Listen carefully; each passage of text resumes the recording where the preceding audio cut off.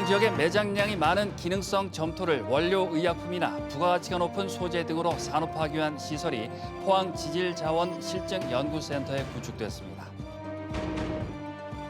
세계 기후의 날을 맞아 9월 마지막 주 금요일인 오늘 전 세계적으로 기후 파업 행사가 열린 가운데 포항에서도 온실가스 배출 1위 기업 포스코의 대책을 촉구하는 기자회견이 열렸습니다.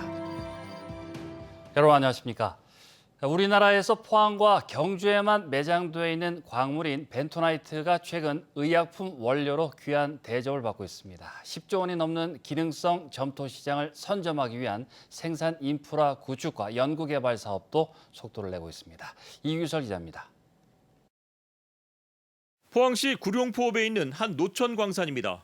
중장비가 쉴 새 없이 캐내고 있는 광물은 지역에서 떡돌이라고 불리는 벤토나이트. 광물이지만 워낙 물러서 손으로 긁으면 비누처럼 일어나고 채칼로 썰리기도 합니다. 그래서 제가 들고 있는 이 벤토나이트는 땅에서 나는 치즈 혹은 지방이라고 불리기도 합니다.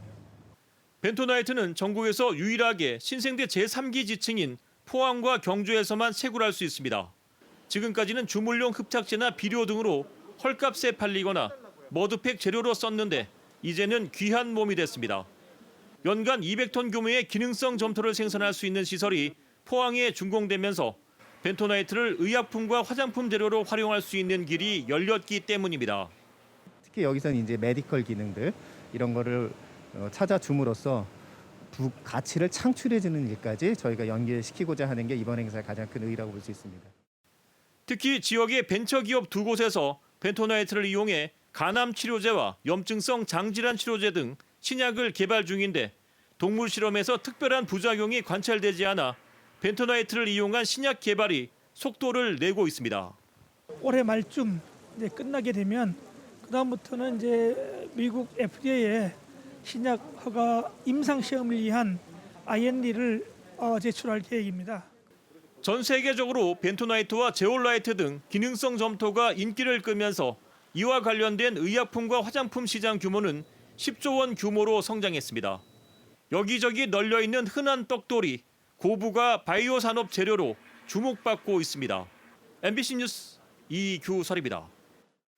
추석 연휴 이후 경북에서도 코로나19 확진자가 크게 늘어서 오늘 0시 기준으로 46명의 신규 확진자가 나왔습니다. 시군별로는 경주가 9명, 포항, 구미, 경산 각각 8명, 칠곡 7명 등입니다.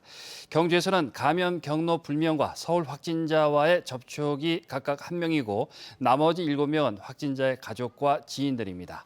포항에서는 감염 경로 불명 2명과 경산 PC방 관련 2명, 확진자 가족이 4명입니다. 일일 평균 확진자 수는 추석 연휴 전주 25.6명에서 연휴 들어 30.7명으로 늘었습니다. 대구에서 코로나19 일일 확진자가 지난해 3월 1차 대유행 이후 18개월 만에 가장 많은 128명의 신규 확진자가 나온 가운데 사우나 집단 감염의 80% 이상은 돌파 감염으로 나타났습니다. 대구시에 따르면 지난 21일부터 31명의 확진자가 나온 서구 사우나의 경우 80% 이상이 2차 접종을 받은 접종 완료자입니다.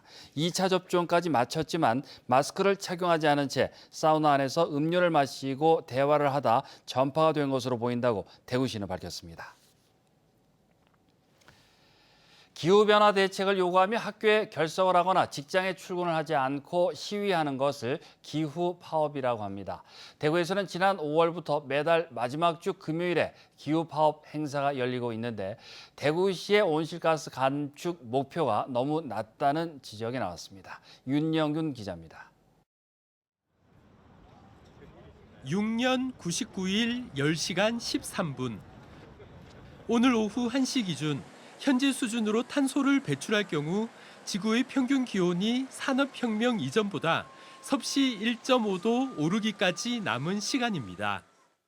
전문가들은 1.5도가 상승하면 홍수와 가뭄, 폭염과 물 부족, 해수면 상승 등 각종 환경 재앙이 나타날 것으로 보고 있습니다. 환경단체들이 이미 이상기후는 현실화했다며 우리나라에선 유일하게 대구 동대구역 광장에 설치된 기후시계 앞에 모였습니다.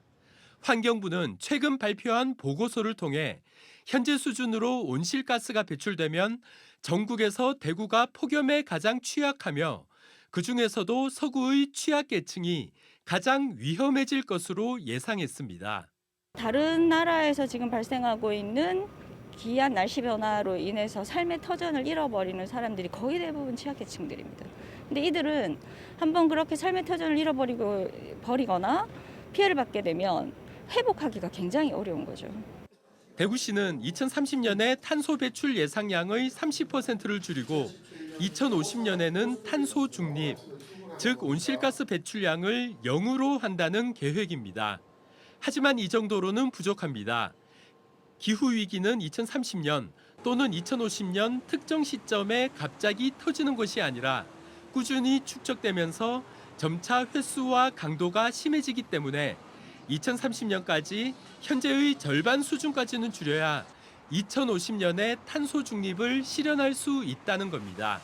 행정부시장, 경제부시장이 있는 것처럼 대구시 안에 기후위기 대응 부시장을 둬서 그분의 책임하에 총괄적으로 계획이 수립이 되고 기후위기 대응 계획이 나왔으면 좋겠다는 것이 저희의 바람이기도 합니다. 또한 재생에너지 사업을 확대하고 대중교통과 자전거를 효율적으로 연계하는 등 삶의 방식을 변화시켜야 한다는 목소리도 높아지고 있습니다. MBC 뉴스 윤용균입니다. 정의당 경북도당은 오늘 세계 기후위기의 날을 맞아 포스코 포항 제철소 앞에서 기자회견을 열고 포스코는 기후위기 시대에 걸맞는 사회적 책임을 다하라고 촉구했습니다. 정의당은 포스코는 수년째 국내 온실가스 배출 1위 기업을 차지하고 있고 자회사 등을 통해 국내외에서 화석연료를 사용하는 LNG 발전소와 석탄 화력 발전소를 운영하고 있다며 비판했습니다. 또 기후위기는 지구 환경의 파괴로 나타나는 징후 중 하나라며 탄소 중립 정책의 구체적인 이행과 정의로운 전환이 시급하다고 지적했습니다.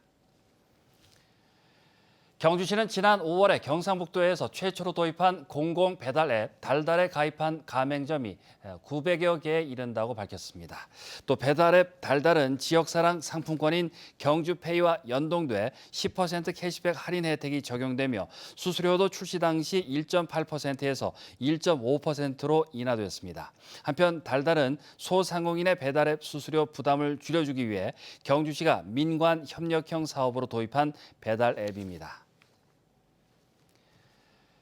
경북교육청은 올해 하반기 학교 도서관 환경 개선과 인프라 구축을 위해 486개의 교회에 46억여 원을 지원합니다.